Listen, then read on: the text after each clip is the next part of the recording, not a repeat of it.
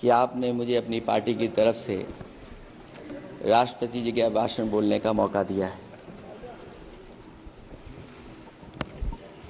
अध्यक्ष जी, सत्ता पक्ष और विपक्ष दोनों लगातार अपनी बात रख रहे हैं। मैं सबसे पहले अध्यक्ष जी आपको और आपके साथ साथ सभी चुने हुए सांसदों को मैं बधाई और शुभकामनाएं देना चाहता हूं। साथ ही साथ मैं सबसे पहले देश के उन सभी समझदार और ईमानदार मतदाताओं को धन्यवाद जिन्होंने लोकतंत्र को एक तंत्र बनाने से रोका।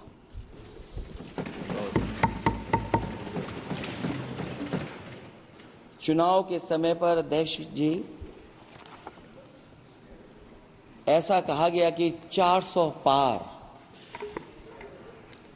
मैं समझदार जनता को फिर एक बार धन्यवाद दूंगा और मैं कुछ कहना चाहता हूं कि आवाम ने तोड़ दिया हुकूमत का गुरूर, दरबार तो लगा है पड़ा गमगीन में बेनूर है पर।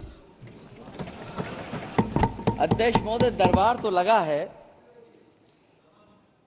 पर बड़ा गमगीन बेनूर है और पहली बार ऐसा लग रहा है हारी हुई सरकार विराजमान है। जनता कह रही है चलने वाली नहीं सरकार।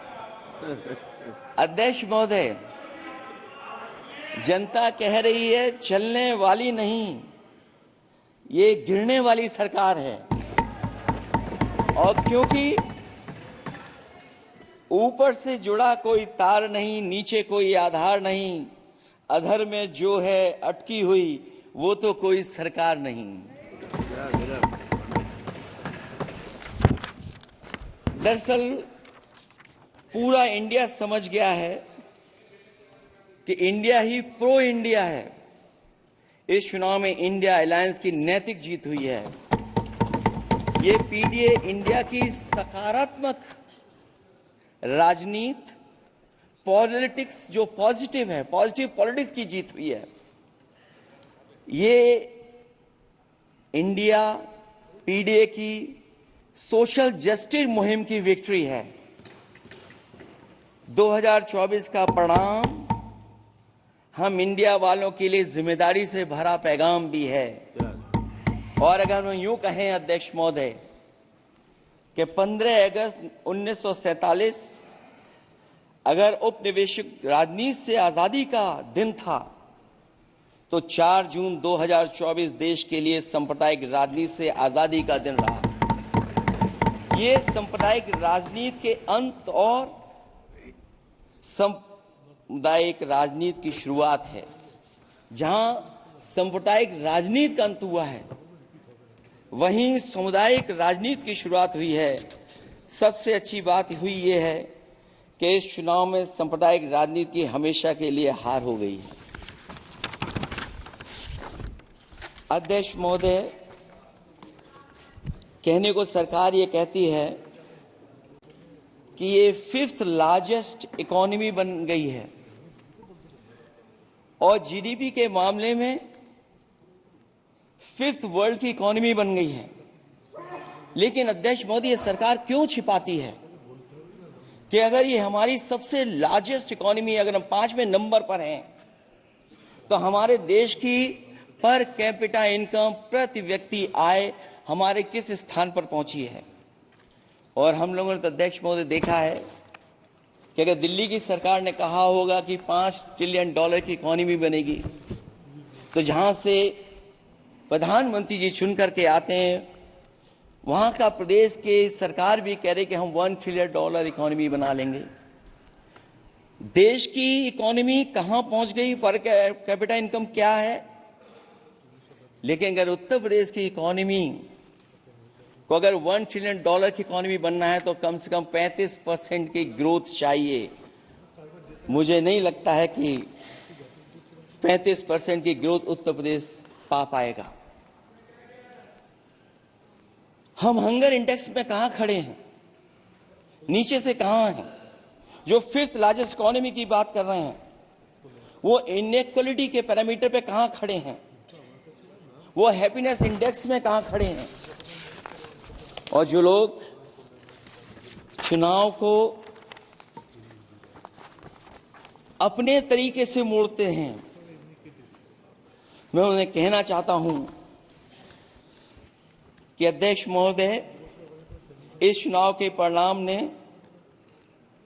तोड़ने वाली राजनीति को तोड़ दिया है और जोड़ने वाली राजनीति की जीत हुई है।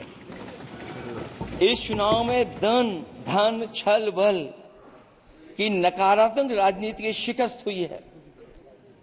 ये चुनाव जो देश का हुआ, ये सकारात्मक राजनीति का नया दौर शुरू हुआ है। इस बार प्रो कॉन्स्टिट्यूशन वालों की जीत हुई है। हम मानते हैं संविधान ही संजीवनी है, उसी की जीत हुई है। ये संविधान मंथन में संविधान रक्षकों की जीत हुई है। अब ऊपर से नीचे की राजनीति का अंत हो गया है। अब नीचे से जो समाज की जो आवाज उठेगी वही राजनीति का आधार बनेगी। मैं कहना चाहता हूं कि देश किसी की व्यक्तिगत महत्वाकांक्षा से नहीं, जन आकांक्षा से चलेगा। मतलब अब मनमर्जी नहीं, जनमर्जी चलेगी। इस चुनाव का बड़ा पैगाम यही है।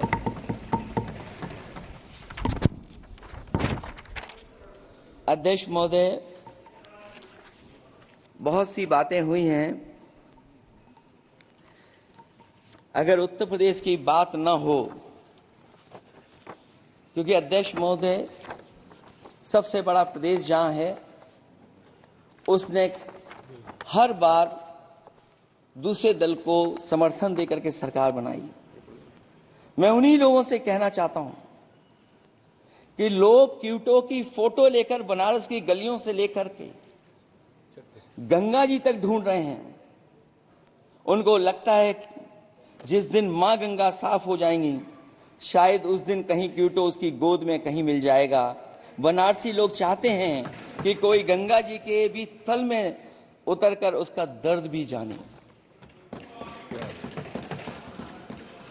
उत्तर प्रदेश की जनता का बस यही आग्रह है कि जिस गंगा जल को हाथ में लेकर सच कहने की कसम खाई जाती है, कम से कम उस गंगा जल से तो झूठ ना बोला जाए।